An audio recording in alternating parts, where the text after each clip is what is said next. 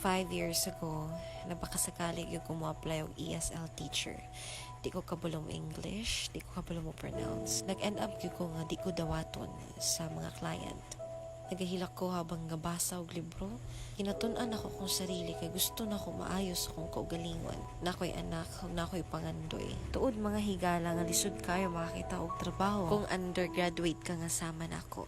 Adun ako'y anak, isa ka buok. Ug ang akong panglaban lang yun mga higala is kumpiyansa sa sarili. Pero niabot yun ang time nga nawala kini sa ako. Wala ko'y laing gibuhat sa akong kaugalingon sa unang panahon kundi muhilak, mutindog, muhilak, mutindog. Biskang pag nawad-an akong salig sa akong kaugalingon. Pero kung pagsalig sa Ginoo nara gihapon. Mahuman ako muhilak mga higala magklase na sad ko anak. Usahay magpadede ko sa akong anak habang gaklase ko. Looking back sa kung kaagi mga higala maghilak yun ko. Ug habang gitake na ako ni video, pertigin akong hilaka mga higala. Giampon ako tanan ang mga kasakit, kalisod, hilabi na mga taong gadaon sa kuha. And now, this is me.